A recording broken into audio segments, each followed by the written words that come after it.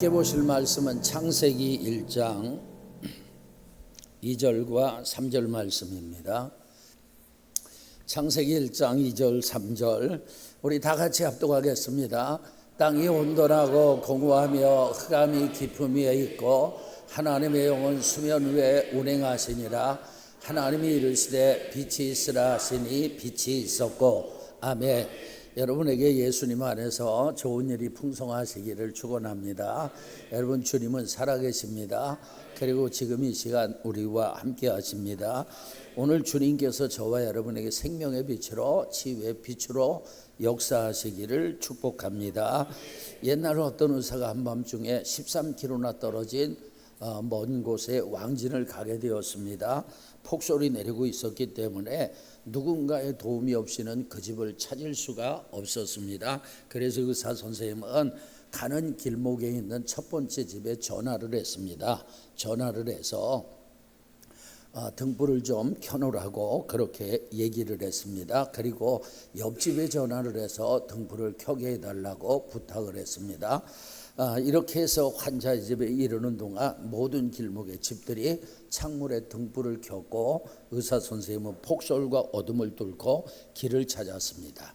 여러분, 바로 이러한 모습이 교회의 모습이 되어야 합니다. 교회는 어두운 세상에 빛이 되어야 합니다. 본문은요, 하나님의 창조 기사 가운데 첫 번째 창조 행위가 나옵니다. 하나님은 빛이 있으라 말씀하셨고 하나님이 말씀하신 대로 빛이 있었습니다.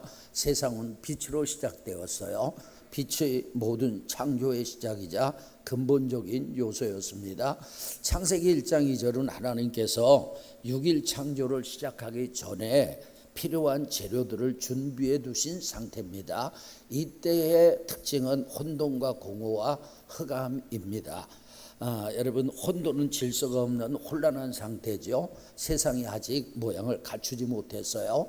재료는 준비됐는데 모든 것들이 뒤죽박죽 되어 있는 그런 상태입니다. 공허는 비어있는 상태, 채워지지 않은 상태인데 아무것도 없는 상태가 아니라 생명이나 어떤 존재가 전혀 존재하지 않았다는 것입니다.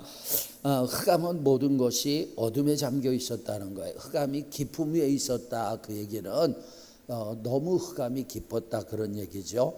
여러분, 빛이 하나도 없습니다. 얼마나 어두웠겠습니까? 그런 상태에서 하나님께서 빛이 있으라 말씀하셨고 빛이 있었습니다. 저와 여러분에게 하나님의 빛이 있기를 축원합니다. 여러분, 창세기 1장 3절은요 우리가 일상으로 보는 태양, 달, 별의 빛과는 다른 빛입니다. 이 빛은 근원적인 빛이에요. 왜냐하면 하나님께서 6일 창조를 하실 때 첫째 날 빛을 창조하셨고 해와 달과 별은 넷째 날 창조하셨기 때문입니다. 하나님께서 혼돈하고 공허하고 흑암이 깊음 위에 있는 세상을 향해서 빛이 있으라 말씀하셨고 그대로 되었습니다. 이 말씀은 혼돈과 공허 그리고 흑암 가운데 있는 세상을 향한 하나님의 말씀이셨지만 동시에 영적인 면에서 혼돈하고 공허하며 흑암이 깊음 위에 있는 사람들에게 주시는 메시지입니다. 빛이 있기를 축원합니다. 오늘 설교는 태초에 빛이 주는 메시지를 말씀드리겠습니다. 첫째, 우리에게는 빛이신 삼위일체 하나님이 필요합니다. 여러분, 성경 여러 곳에서 하나님은 빛으로 묘사되죠. 요한일서 1장 5절 하나님은 뭐라고요? 빛이시라. 그에게는 뭐가 없어요? 어둠이 조금도 없으시다. 아멘.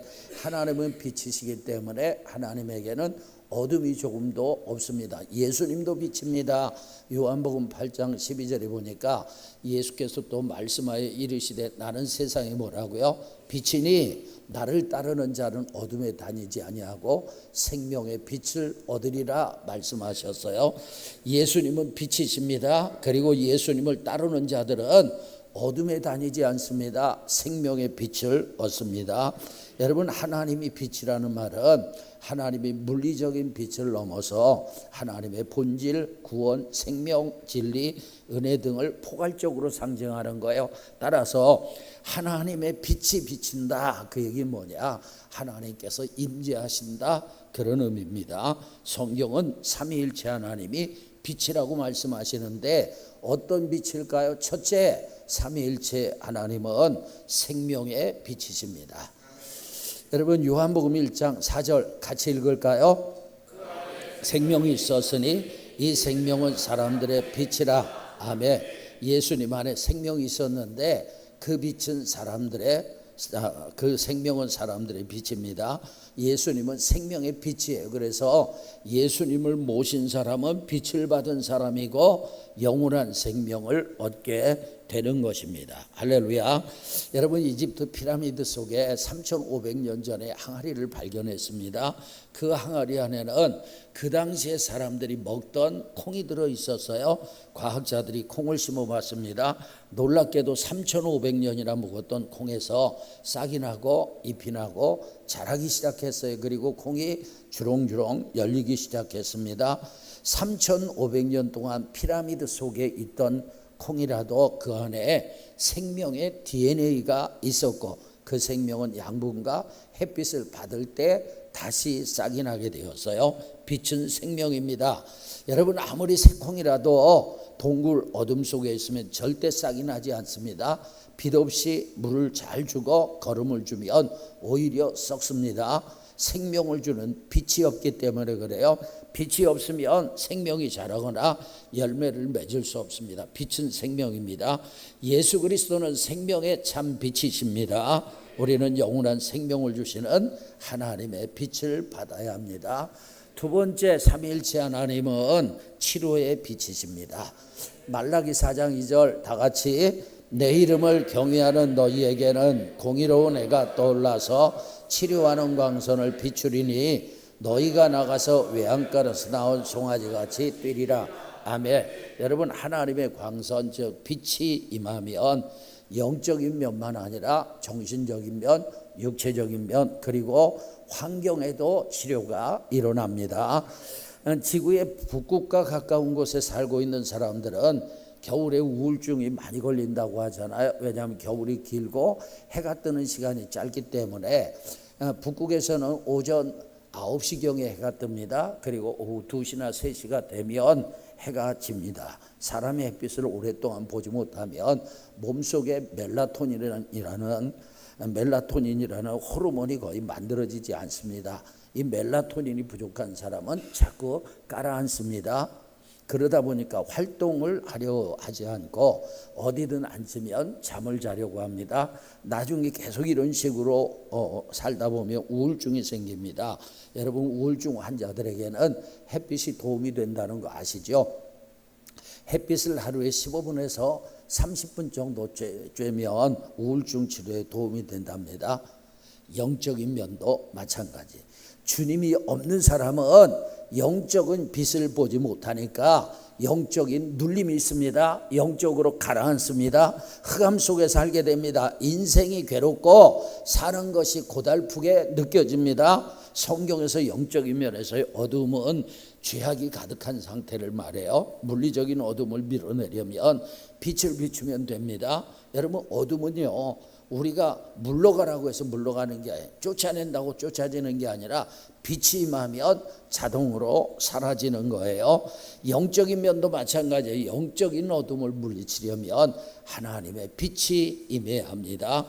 특별히 저와 여러분에게 치료의 빛이 임하기를 축원합니다. 예배 시간에 하나님의 빛이 저와 여러분에게 임하셔서 질병이 치료되기를 축원합니다. 마음이 치료되기를 축원합니다. 육체의 연약함이 치료되기를 축원합니다. 여러분의 환경이 치료되기를 축원합니다. 저는 예배를 생각하면 떠오르는 선배 목사님이 계세요. 저 노량진 쪽에서 목회를 하시던 권영재 목사님이신데 아마 은퇴하셨을 것입니다. 제가 한 25년 전쯤에 2번 그 교회에 부흥회를 갔었습니다. 이 권 목사님은요, 목회의 길을 가기 전에 간경화로 죽음의 문턱에 서셨어요. 간이 굳어서 제 기능을 못하고 황달이 왔습니다. 잇몸에서 피가 나고 너무 피곤하니까 하루 종일 누워 있었어요. 죽음을 기다리는 것 외에는 할 것이 없었습니다. 그런데 성령의 감동이 있었습니다. 권 목사님 마음에 어차피 죽는데 예배나 드리자, 이런 감동이 왔어요. 여러분, 성령의 감동에 순종할 때 기적이 일어납니다. 치유가 일어납니다. 목사님은 일어나는 않는 것도 힘든데 예배를 드리려니까 너무 힘들었어요. 그래서 하루에 3번씩 예배를 드리다가 조금 지나서 하루에 4번씩 예배를 드렸습니다. 이렇게 날마다 예배를 드리면서 점차 예배를 드리는 횟수를 늘려갖고 하루에 7번에서 8번씩 예배를 드리게 되었습니다. 한 번은요, 예배를 드리고 딱 누웠어요. 누웠다가 불편해서 반대쪽으로 돌아 눕는데 저쪽에서 파란 2줄기의 빛이 쫙 목사님에게 임했습니다. 그리고 간경화가 치료가 돼서 목회를 할 수 있게 되었어요. 하나님은 치료의 빛이십니다. 여러분, 현대의학은 빛을 통해서 몸의 질병을 치료하잖아요. 그것을 광선요법이라고 하는데, 광선요법 중에 자외선은 건선, 백반증, 아토피 피부염과 같은 면역 반응과 관련된 피부질환 치료에 효과가 있습니다. 적외선은 우리가 물리치료 받을 때 흔히 사용하는 그런 광선이에요. 적외선은 근육통, 신경통, 관절염 등을 치료하는데 효과가 있습니다. 또 레이저는 피부과에서 기미, 주근깨와 같은 색소 질환을 제거하거나 혈관 질환을 치료하는 데 사용됩니다. 외과 수술에는 정밀한 절개와 지혈에 활용되고 암 치료나 조직 재생에도 적용됩니다. 고강도 레이저 치료기는 통증부의 염증을 완화하고 세포의 에너지 생성을 촉진해서 빠른 회복을 돕습니다. 그 외에도 다양한 광선요법이 있습니다. 빛으로 치료하는 것이죠. 여러분, 주님은 치료의 광선을 바라십니다. 할렐루야. 주님은요, 우리의 영과 혼과 몸뿐만 아니라 환경도 치료하십니다. 역대하 7장 14절 다 같이, 내 이름으로 일컫는 내 백성이 그들이 악한 길에서 떠나 스스로 낮추고 기도하여 내 얼굴을 찾으며 내가 하늘에서 듣고 그들의 죄를 사하고 그들의 땅을 고칠지라. 아멘. 여러분, 하나님은 하나님의 백성들이 하나님을 찾으면 우리의 죄를 사해 주시는 거예요. 그리고 우리의 기도를 들으시고 땅을 고쳐주시는 줄로 믿습니다. 여러분, 하나님은 땅을 고치세요. 땅을 고치신다는 말은 국가를 새롭게 한다, 그런 의미도 있어요. 땅을 고치신다는 말은 우리의 환경을 바꿔주신다, 생활 환경을 바꿔주신다, 그런 의미도 있어요. 지금으로부터 140년 전에 우리나라의 선교사님들이 들어오기를 시작을 했습니다. 그때 조선의 상황은 우리가 잘 아는 것처럼 말로 표현할 수 없을 만큼 비참했습니다. 그런데 도시마다 마을마다 교회가 세워지게 되고 하나님의 말씀이 역사하는 거예요. 그리고 이 말씀대로 하나님께서 땅을 고쳐주셔서 이렇게 잘 사는 나라가 되었습니다. 할렐루야. 여러분, 살기 좋은 나라가 됐어요. 그런데 이제 먹고 살만하니까 교회가 타락합니다. 교회가 세속화됩니다. 여러분, 교회가 혼합주의에 빠지고 교회가 음란에 취하고 하나님과 멀어지고 있습니다. 대한민국의 교회들은 다시 하나님 앞에 엎드려야 합니다. 하나님의 자비를 구해야 합니다. 하나님께서 이 땅을 새롭게 하시도록 여러분 기도해야 될 줄로 믿습니다. 지금 우리나라는 위기 가운데 있습니다. 나라를 위해서 기도하시길 바랍니다. 하나님은 땅도 고치시는 분이에요. 하나님은 치료의 광선을 바라십니다.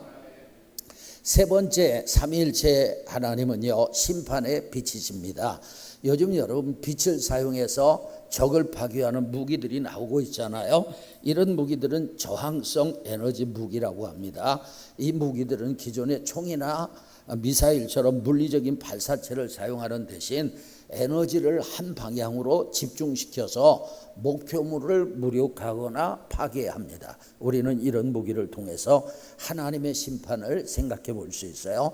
그러니까 여러분, 하나님은 빛으로 생명을 주기도 하시고 치료하기도 하지만 심판도 하신다는 거예요.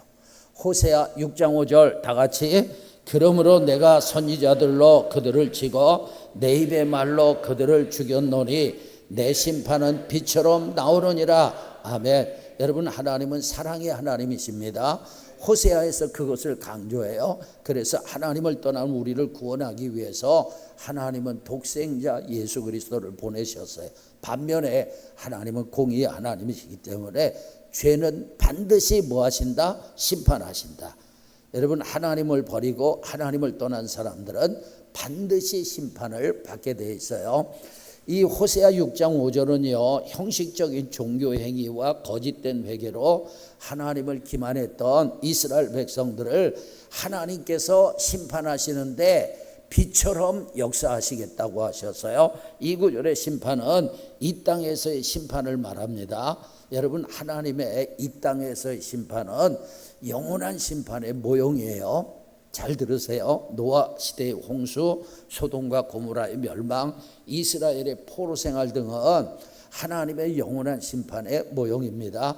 이런 역사적 심판들은요, 죄가 결코 무시되지 않고 반드시 대가를 치르게 된다는 것을 보여줍니다. 이 땅에서 일어난 심판들은 하나님께서 죄를 얼마나 엄중하게 다루시는지 보여주는 신뢰예요. 그리고 최종적인 그 영원한 심판이 있을 것을 예고하는 모형입니다. 히브리서 9장 27절 다 같이, 사람에게 정해진 것이요 그 후에는 심판이 있으리니, 따라합시다. 사람은 반드시 죽습니다. 여러분, 그리고 죽음 후에는 심판이 있습니다. 그러므로 경건하게 살기를 축원합니다. 하나님의 심판대 앞에 섰을 때 잘했다, 착하고 충성된 종아, 이런 칭찬을 받기를 바랍니다. 심판대 앞에 섰는데 악하고 게으른 종이라는 판단을 받고 심판을 받으면 안 돼요. 여러분, 하나님은 생명의 빛입니다. 치료의 빛이십니다. 그리고 심판의 빛이십니다. 두 번째, 우리에게는 빛이 되는 하나님의 무엇이 필요합니까? 말씀이 필요합니다. 여러분, 성경은 하나님의 말씀을 빛이라고 말씀하시죠. 시편 119편 105절 다 같이, 주의 말씀은 내 발의 등이요 내 길의 빛이니이다. 아멘. 생명체에게 빛이 필요한 것처럼 사람에게는 하나님의 말씀의 빛이 필요합니다. 그런데 여러분, 하나님의 말씀이 우리에게 등이요 빛이라는 말씀은, 하나님의 말씀은 우리가 살아가야 할 방향을 밝혀주는 역할을 한다는 것입니다. 어떤 목사님이 한 아이를 만났는데 이 아이가 고양이 소리를 기가 막히게 내요. 그래서 야, 너 진짜 고양이다, 이렇게 얘기를 했어요. 얼마나 고양이 소리를 잘 내면 어쩜 그렇게 고양이 소리를 잘 낼 수 있니? 아이가 대답했어요. 우리 집에 있는 어미 고양이는 새끼를 여러 번 낳았어요. 이번에도 3마리를 낳았어요. 제가 야웅 하면 고양이도 야웅하고 대답해요. 그 아이는 고양이와 살다 보니까 고양이 소리를 내게 된 거예요. 여러분, 사람은 누구를 만나느냐에 따라서 상대의 소리를 내게 돼 있어요. 짐승을 만나면 짐승의 말을 배우고, 사람을 만나면 사람의 말을 배우고, 하나님을 만나면 하나님의 말씀을 배웁니다. 짐승을 만나면 짐승의 소리를 하고, 사람을 만나면 사람의 소리를 하고, 하나님을 만나면 하나님의 소리를 합니다. 여러분, 시인은요, 장미꽃의 아름다움을 시로 표현하죠. 근데 장사꾼은 장미를 팔아서 얼마의 이윤을 남길까, 그것을 생각합니다. 식물학자는 장미꽃의 종류에 관심이 많죠. 화훼 농부는요, 장미꽃을 잘 키울 생각으로 가득합니다. 생물학자는 장미꽃의 성분을 분석합니다. 음악가는 장미의 우아함을 음악으로 만들죠. 작가는 장미는 사랑의 꽃이라는 의미를 부여합니다. 그러니까 모두가 자기 방식대로 장미를 해석하기 때문에 다 옳은 것입니다. 여러분, 원어학자는 성경을 원어로 풀어요. 역사신학자는 성경을 역사적으로 풀고, 목회자는 성도의 삶에 적용하기 쉽도록 성경을 풉니다. 수도자는 어때요? 성경을 통해서 하나님을 만나려고 해요. 귀납법적으로 푸는 사람, 통전적으로 푸는 사람, 연대기순으로 푸는 사람, 여러 번역본의 성경을 비교하면서 푸는 사람, 묵상으로 성경을 푸는 사람, 또 성경으로 푸는 사람 등등 성경을 대하는 방식도 모두 자기 방식대로입니다. 어느 방법이든 다 일리가 있어요. 그렇기 때문에 자기가 하는 방법만이 꼭 옳다고 주장하면 안 됩니다. 그러나 중요한 것은 이 성경에서 하나님의 말씀에 빛을 받기를 축원합니다. 여러분, 내게 주신 하나님의 음성을 들어야 하는 거예요. 설교를 들으면서 중요한 것은 말씀의 빛이 내게 임해야 하는 것입니다. 나에게 주신 하나님의 음성이 들려야 하는 것입니다. 왜냐하면 그래야 하나님의 말씀이 나의 살아가야 할 방향을 밝혀주기 때문에 그래요. 에스겔 3장 3절 다 같이 내게 이르시되 인자야 내가 내게 주는 이 두루마리를 내 배에 넣으며 내 창자에 채우라 하시기에 내가 먹으니 그것이 내 입에서 달기가 꿀 같더라. 아멘. 하나님께서 에스겔에게 두루마리를 배에 넣고 창자에 채우라고 하셨습니다. 그것을 먹으라고 하신 것입니다. 여기서 두루마리는 하나님의 말씀이에요. 우리는 하나님의 말씀을 영의 양식으로 먹어야 돼요. 창자에 채우는 것처럼 우리의 내면에 하나님의 말씀으로 채워야 합니다. 그럴 때 하나님의 말씀이 우리에게서 나오는 것입니다. 여러분, 사람은 마음에 가득한 것을 입으로 말하잖아요. 주식에 미쳐 있는 사람 만나면 맨날 주식이 오르락내리락 하는 이야기만 합니다. 땅에 미쳐 있는 사람 만나면 맨날 전국에 돈 되는 땅 얘기만 합니다. 여러분, 왜냐하면 그들 속에 그것이 가득하기 때문에 그래요. 그래서 주식 이야기만 하는 사람은 주식이 그의 인생의 방향을 결정합니다. 땅 얘기만 하는 사람은 땅이 그의 인생의 방향을 결정해 줍니다. 우리는 하나님의 말씀을 창자에 채워야 합니다. 할렐루야. 하나님의 말씀은 빛입니다. 그 말씀이 우리의 살아갈 방향을 밝혀줄 것입니다. 지금부터 200여 년 전 노르웨이는 정말 비참하고 가난한 나라였습니다. 여러분, 수백 년간 이웃 나라의 지배를 받았습니다. 나무 껍질로 먹을 것이 없어 나무 껍질로 빵을 만들어 먹기도 했어요. 길거리에 굶어 죽어가는 시체를 보는 일은 흔한 일이었습니다. 학교는 부족했고 대학은 하나도 없었습니다. 수백 년 동안 이웃의 지배를 받았기 때문에 남은 것은 어촌과 작은 농장밖에 없었습니다. 1796년 4월 5일 한스 닐슨 헤우게라는 젊은이가 회심을 합니다. 1796년부터 1804년 사이 약 8년간 이 사람이요 나라 전체 마을 곳곳을 다니면서 성경을 보급했고 1000개가 넘는 가정교회에서 성경을 가르치기 시작하자 나라가 변화되기 시작했어요. 그는 사람들에게 인간은 창조주의 형상을 따라 창조되었다. 사람은 존귀하다는 거죠. 그분의 뜻대로 정직하게 일해서 부를 창출해야 한다. 가난한 사람들이 경제적으로 자립할 수 있도록 도와야 한다. 경건한 생활을 하는 것이 하나님을 기쁘게 하는 삶이다. 그것을 가르쳤어요. 그리고 그가 가르친 제자들이 다시 사역자로 세워져 나라 곳곳에서 성경을 가르치기 시작하면서 마침내 노르웨이는 1인당 국민소득이 전 세계에서 가장 높은 나라가 되었고 훌륭한 교육체계로 인해서 문맹률 제로인 나라가 되어서 헤우게는요 하나님의 말씀이 우리가 이 세상에 가진 모든 것보다 더 귀중하고 거룩한 보물이라고 가르쳤습니다. 여러분, 하나님의 빛이 그의 인생을 밝혀준 거예요. 그가 보급하고 가르친 성경이 말씀이 노르웨이의 갈 방향을 밝혀준 것입니다. 사람에게는 빛이 되는 하나님의 말씀이 필요합니다. 할렐루야. 세 번째, 우리는 세상에 빛이 되어야 합니다. 사무엘하 21장 17절에 보니까 다윗의 추종자들이 다윗을 이스라엘의 등불이라고 했어요. 이스라엘의 빛이라는 말입니다. 여러분, 성도는 세상의 빛이고 빛의 자녀입니다. 아멘. 그러므로 우리는 빛의 열매를 맺어야 합니다. 여러분, 우리는 빛을 발해야 되는데 우리가 빛을 발할 수 있는 방법은 하나님의 빛을 받는 거예요. 왜냐하면 하나님은 스스로 빛을 발하실 수 있지만 우리는 스스로 빛을 발하실 수가 없습니다. 여러분, 태양은 발광체예요. 그래서 태양은 발광합니다.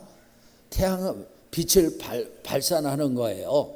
여러분, 스스로 빛을 만들어내고 빛을 발산해요. 그런데 지구나 달은 반사체입니다. 태양의 빛을 받아서 반사하는 거죠. 이사야 60장 1절 말씀, 일어나라 빛을 발하라 이는 내 빛이 이르렀고 여호와의 영광이 내 위에 임하였습니다. 아멘. 일어나라 빛을 발하라 말씀하셨어요. 그런데 일어나서 빛을 발할 수 있는 것은 여호와의 영광 하나님의 빛이 임하기 때문에 가능한다는 것입니다. 그러니까 우리가 일어나서 빛을 발하려면 하나님의 빛을 받아야 됩니다. 여러분, 우리나라는 세계적으로 안전한 나라죠. 이유는 총기 소지가 금지됐어요. 마약이 금지됐어요. 그리고 또 다른 이유는 국토가 좁아가지고 밤에 어디를 가든지 환하기 때문입니다. 범죄는 어두운 곳에서 일어납니다. 그런데 온통 밝으니까 범죄가 잘 일어나지 않는 거죠. 옛날에 캘리포니아의 오클랜드시에 범죄가 너무 많았어요. 범죄는 주로 밤에 일어나잖아요. 도둑들은 주로 밤에 활동하잖아요. 야근을 합니다. 그래서 오클랜드 시장이 밤을 밝히자는 캠페인을 시작했습니다. 온 도시에 전기불을 켜게 하니까 밤이 밝아졌어요. 그 결과 오클랜드시의 범죄율이 떨어졌어요. 그러자 캐나다의 토론토 시장이 같은 캠페인을 벌였습니다. 그랬더니 캐나다에도 범죄율이 줄었어요. 그래서 미국과 캐나다 전역에서 밤이 되면 불을 환하게 밝히게 되었어요. 여러분, 우리 그리스도인들은 세상의 빛입니다. 어두운 세상에 가로등과 같은 그런 역할을 해야 될 줄로 믿습니다. 미국의 정치가였던 벤자민 프랭클린은 자기가 사는 필라델피아 시민들에게 선한 얘기를 하기를 원했어요. 그래서 그는 아름답고 좋은 등을 하나 준비해서 집 앞에 선반을 만들고 그 위에 올려놨어요. 동네 사람들은 이상하게 생각을 했습니다. 등불은 집 안에 두어야 하는 것으로 이해했기 때문에 집 밖에 두는 것을 낭비라고 생각을 했어요. 그러나 시간이 지나자 사람들이 뭔가 깨닫기 시작했습니다. 집 밖에 등불을 두니까 밤에 지나가는 사람이 넘어지지 않아요. 멀리서도 방향을 알 수 있어요. 그래서 이것을 좋게 생각한 사람들이 한 사람씩 등불을 두기 시작을 했어요. 그 길거리가 환하게 되었습니다. 이것이 오늘날 가로등의 시작이었어요. 여러분, 길거리에 가로등이 없다면 어떻겠습니까? 얼마나 캄캄하고 어둡겠어요. 가로등이 생기게 된 것은 벤자민 프랭클린 이 한 사람이 주변 사람들을 위해서 집 밖에 등을 둠으로써 생겨난 거예요. 한 사람의 선한 행동이 많은 사람에게 감동을 줬습니다. 자, 우리는 가로등처럼 세상을 밝히는 빛으로 살기를 축원합니다. 그러기 위해서는 하나님의 빛을 받아야 하는 것입니다. 모세가 시내산에서 하나님을 만난 후에 얼굴에서 광채가 났잖아요. 이것은 실제 있었던 사건이지만 비유적인 거예요. 우리가 하나님을 만날 때 하나님의 빛을 받게 되고 세상에 빛이 되는 것입니다. 우리는 예배를 통해서 하나님을 만납시다. 아멘. 그리고 하나님의 빛을 받아서 세상의 빛으로 살아야 합니다. 우리는 세상의 빛이요 빛의 자녀입니다. 자, 네 번째, 우리는 영원한 빛의 세계로 들어가야 합니다. 성경의 마지막 장인 요한계시록에는 마지막 책인 요한계시록에는 영원한 천국인 새 예루살렘 성에 대한 묘사가 나와요. 그 중에 한 구절을 보겠습니다. 요한계시록 21장 23절 다 같이, 그 성은 해나 달의 비침이 쓸데없으니 이는 하나님의 영광이 비치고 어린 양이 그 등불이 되심이라. 아멘. 여러분, 천국에는 햇빛도 없고 달빛도 없습니다. 이유는 하나님의 영광이 비치고 그리고 어린 양 되시는 예수 그리스도가 등불이 되시기 때문에, 여기서 말하는 빛은 자연적인 빛이 아닙니다. 하나님과 예수님 자체가 영원한 빛이 되시는 거예요. 우리는 그 세계로 들어가야 합니다. 여러분, 우리가 영원한 빛의 세계인 천국에 들어가야 하는 이유는 단순해요. 죽음 후에는 두 세계가 존재합니다. 천국과 지옥이에요. 천국에 들어가지 못한 사람은 지옥으로 떨어져요. 그러므로 우리는 반드시 천국에 들어가야 될 줄로 믿습니다. 남서울 평촌교회 강신웅 목사님이 교회가 교회답지 못하고 성도가 성도답지 못한 이유는 교회에서 천국과 지옥 이야기가 사라졌기 때문이다, 이렇게 얘기를 하시더라고요. 예수님이 복음을 전하시면서 처음 하신 말씀이 뭡니까? 회개하라, 천국이 가까웠느니라. 아멘. 여러분, 성경에서 지옥이라는 단어를 처음 사용하신 분이 누군지 아세요? 예수님입니다. 여러분, 성경에 천국이라는 단어가 38번 나오는데 예수님이 36번 사용하셨어요. 지옥이라는 단어가 13번 나오는데 예수님께서 11번 말씀하셨습니다. 그런데 언제부터인가 성경을 가르치는 목사에 의해서 천국과 지옥이 사라졌습니다. 강 목사님은 신학교 시절 어느 대형교회 목사님이 죄, 회개, 지옥에 대해 설교하면 사람들이 부담스러워하니 그런 단어로 세상살이에 지친 사람들의 마음을 무겁게 할 필요가 없다고 하는 걸 들었다고 해요. 그런데 저도 여러 번 들었습니다. 여러분, 설교는요, 사람들에게 때로는 부담이 돼야 되는 거예요. 구약의 선지자들 보세요. 여러분, 막 그냥 두들겨 패잖아요. 예수님께서도 이 독사의 새끼들아 그러면서 설교를 하셨잖아요. 설교는 부담이 돼야 되는 거예요. 그런데 설교를 가볍게 듣고 아닙니다. 여러분, 설교는 하나님의 말씀입니다. 할렐루야.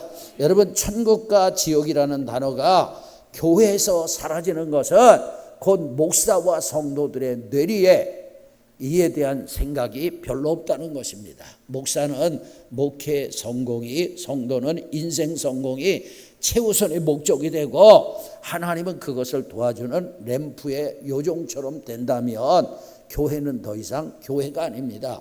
여러분, 복음은 천국과 지옥을 빼고 말할 수 없어요. 목사는 천국과 지옥을 설교해야 하고 교인들 안에서 천국과 지옥 이야기가 회복돼야 합니다. 교회는 사람을 많이 모으는 곳이 아닙니다.